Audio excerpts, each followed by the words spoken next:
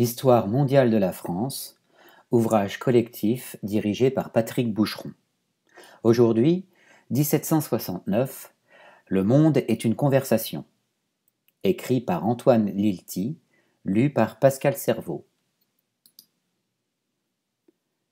Le 13 mars 1769, la frégate La Boudeuse, commandée par Louis-Antoine de Bougainville, entrait dans le port de Saint-Malo, bientôt suivie par le second navire de l'expédition, la Flûte l'Étoile. Elle revenait d'un fabuleux périple qui avait duré plus de 2 ans et avait mené l'équipage de Rio de Janeiro à Tahiti, des Moluques à l'île de France. À son bord, une dizaine d'officiers supérieurs, 200 marins et un jeune Tahitien que Bougainville avait accepté d'embarquer à Autourou. L'intérêt suscité fut immédiat. C'était la première fois que des vaisseaux affrétés par la monarchie française accomplissaient le tour du monde. Reçu à Versailles par Louis XV, Bougainville fut fêté dans les cercles et salons parisiens où il put raconter à loisir ses aventures. Encouragé par le succès, il rédigea le récit de son voyage qu'il publia en 1771 et qui connut un succès de librairie immédiat. Aux yeux des historiens, Bougainville inaugure une nouvelle ère des grandes navigations outre-mer. Après les voyages des marchands, des conquérants et des missionnaires qui ont sillonné les océans de la première modernité et élargi l'horizon européen à l'échelle du monde, voici venu le temps des explorateurs savants et des observateurs philosophes que Rousseau, quelques années plus tôt, appelait de ses vœux. Homme des Lumières, frotté de mathématiques, frère d'un éminent académicien, Bougainville est d'ailleurs accompagné d'un naturaliste, Philibert Commerson. Il ne cesse de rappeler que son but est de découvrir et connaître le monde, non de l'asservir. Quelques années plus tard, la Pérouse reprendra le flambeau, avant de disparaître tragiquement sur les rochers de Vanikoro. Puis, ce seront les grands explorateurs du début du XIXe siècle, mais ceux-ci sont davantage suspects. N'étaient-ils pas les auxiliaires empressés de l'expansion coloniale ? Telle est l'histoire, ou plutôt la légende. En réalité, si le voyage autour du monde fut un succès éditorial et littéraire, il suscita assez peu l'intérêt du monde savant, qui se passionnait en revanche pour les découvertes de l'anglais James Cook. Sur le plan du progrès des connaissances, l'expédition de Bougainville faisait pâle figure au regard des 3 voyages de son contemporain. Tandis que celui-ci avait exploré l'Australie, la Nouvelle-Zélande, Hawaï, les rives américaines du Pacifique et avait rapporté de précieux échantillons et des cartes précises, Bougainville semblait avoir traversé le Pacifique comme un voyageur pressé, n'en rapportant que des notations pittoresques mais vagues et des impressions empreintes de rêverie utopique. Tout oppose les 2 navigateurs, même leur fin. Bougainville mourra dans son lit, 40 ans plus tard, sénateur et comte d'Empire, en notable de l'Empire plus qu'en héros de la science, tandis que la mort de Cook à Hawaï en 1779 reste un des épisodes les plus célèbres et les plus discutés des premiers contacts entre les Européens et les peuples polynésiens. Le contraste relèverait-il de la psychologie nationale ? De cette géographie des tempéraments qui connaît un si grand succès à la fin du XVIIIe siècle ? Bougainville, aux yeux de Diderot, est un véritable Français. Entendons, un homme du monde, gai et spirituel, qui aime les femmes, les spectacles et les repas délicats, mais aussi philosophe, c'est-à-dire enclin à l'observation subtile et à la généralisation hardie. Ce mélange d'aimable dilettantisme et d'ambition intellectuelle fait son charme et sa faiblesse. Il signe l'homme de son temps et de son milieu, le digne échantillon d'une élite mondaine qui se partage entre les querelles littéraires et les campagnes militaires, mais sans l'abnégation ni le sérieux qui sont nécessaires pour les entreprises au long cours. Aussi, le voyage autour du monde déçoit les savants européens pour les mêmes raisons qu'il séduit les gens du monde et les écrivains. Malgré les réelles qualités d'observation et d'empathie de Bougainville, la précision et la rigueur cèdent toujours au pittoresque et à l'exotique. La saisie du globe est réduite aux dimensions d'une aimable conversation. Juger Bougainville au regard des acquis scientifiques de son voyage, toutefois, n'est-ce pas faire fausse route ? Voir en lui un précurseur des explorateurs scientifiques est un geste à la fois idéaliste et anachronique. Le voyage de Bougainville s'inscrit dans un contexte diplomatique et militaire bien spécifique. En 1763, le traité de Paris a mis fin à la guerre de 7 ans, que l'on a parfois qualifiée de première véritable guerre mondiale, et qui s'est soldée pour la France par une terrible désillusion impériale. Elle marque un déclin de la présence française en Amérique du Nord et en Inde au profit de l'Angleterre. Bougainville avait fait lui-même l'amère expérience de la défaite, servant comme aide-de-camp de Montcalm au Canada de 1756 à 1760 et assistant impuissant à la chute de Québec.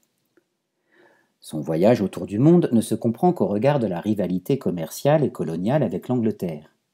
Dès la paix signée, Bougainville avait commencé à harceler son protecteur Choiseul, ministre des Affaires étrangères, pour le convaincre d'autoriser l'installation d'un établissement français aux îles Malouines. L'objectif était de devancer les Anglais et de procurer à la France une escale stratégique sur la route des Indes. Bougainville prit possession de l'archipel au nom du roi en avril 1764, mais, ce faisant, il suscita de vives protestations espagnoles. Le voyage autour du monde s'inscrivit doublement dans la continuité de ce projet. Bougainville devait d'abord restituer les Malouines à l'Espagne, avec l'espoir d'obtenir en échange un comptoir aux Philippines. La suite du voyage visait à découvrir les terres australes inexplorées sur la route de la Chine, de façon à prendre possession, au nom de la France, de celles qui sembleraient utiles à son commerce et à sa navigation, selon les termes des instructions remises aux navigateurs. Celles-ci sont d'ailleurs explicites. Sa Majesté recommande au seigneur de Bougainville de reconnaître, s'il le peut, quelque île à portée de la côte de Chine qui puisse servir d'entrepôt à la Compagnie des Indes pour un commerce avec la Chine. Derrière la science cosmopolite des Lumières se cachent, à peine, les ambitions commerciales et stratégiques de la France. La rivalité avec l'Angleterre est toujours aussi vive, mais elle s'est déplacée. Le Canada et l'Inde perdue, c'est dans le Pacifique et à l'horizon du lucratif commerce chinois qu'elle s'engage. Ici encore, le voyage est une déception. Bougainville a bien pris possession de quelques îlots, ici ou là, dans l'immensité du Pacifique, mais il n'a découvert aucun continent austral et n'a même pas atteint la Chine ni les Philippines. Pire, il est souvent passé après l'anglais Samuel Wallis, comme à Tahiti, et a été suivi de près par Cook. Dans l'immédiat, ces découvertes n'ont aucune conséquence commerciale ou politique. Finalement, la portée de son tour du monde tient en une escale. Une petite dizaine de jours passés sur l'île de Tahiti sur les 800 qu'a duré le périple. Non que la découverte de Tahiti ait eu des conséquences immédiates, comme l'espérait le navigateur, mais parce que les échos enthousiastes que Bougainville en rapporte à Paris inscrivent sur la carte mentale de l'Europe une figure nouvelle, l'île paradisiaque. À l'île utopique, imaginée par Thomas More 2 siècles plus tôt, succède une île bien réelle, peuplée d'habitants hospitaliers et heureusement pourvus d'une nature généreuse.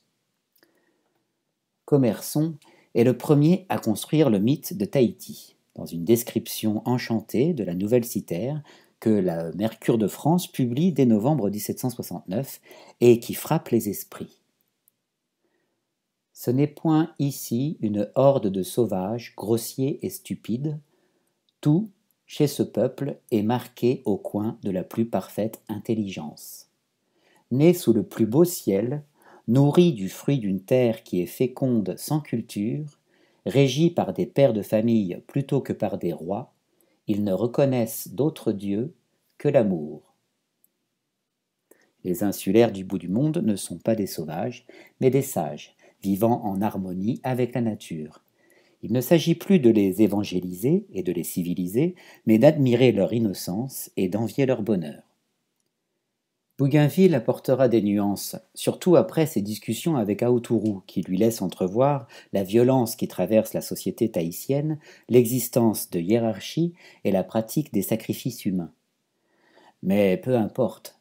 Pour les philosophes français, qui disputent depuis un demi-siècle des bienfaits du progrès et de la civilisation et de la spécificité historique de l'Europe, le mythe tahitien semble apporter de l'eau au moulin rousseauiste. Il oblige à s'interroger sur l'ambivalence de la civilisation et sur les dangers de la colonisation. De cette véritable crise de la conscience européenne, Diderot est évidemment la voix la plus marquante. Son supplément au voyage de Bougainville, devenu aujourd'hui un classique scolaire, continue à prendre son lecteur au piège des jeux de miroir ironiques que déploient les dialogues enchâssés et l'ironie du philosophe. L'idéalisation de Tahiti est-elle une critique sincère des excès de la civilisation ou un jeu littéraire, une manière d'exorciser les inquiétudes du présent? Ni Diderot, ni les autres philosophes n'ont véritablement accordé du crédit au mythe tahitien.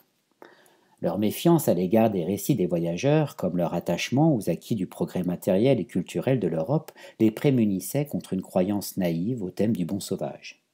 Il n'empêche, Tahiti introduisait une pointe dialogique et réflexive. Elle favorisait une forme d'autocritique. Ce n'était pas la première fois. Montaigne, déjà, devant les Indiens Tupis, avait ironisé sur la barbarie présumée des cannibales. Mais la situation était désormais différente. Au moment même où les philosophes prenaient conscience que l'expansion européenne avait engendré une révolution dans le commerce, dans la puissance des nations, dans les mœurs, l'industrie et le gouvernement de tous les peuples, comme l'écrivait l'abbé Raynal, Tahiti favorisait une forme d'autocritique, d'examen de conscience de la modernité. Cette voie nouvelle, qui était celle de la mauvaise conscience, restait néanmoins une création européenne. L'imprécation anticolonialiste du vieux tahitien était d'autant plus éloquente qu'on y reconnaissait, comme Diderot le signalait avec humour, des idées et des tournures européennes. Le philosophe avait pourtant rencontré à Paris un véritable tahitien. Mais celui-ci, qui ne réussit jamais à s'exprimer en français, lui avait semblé infiniment moins intéressant que les fictions que lui inspirait le récit du navigateur. Le temps de l'ethnographie n'était pas encore venu.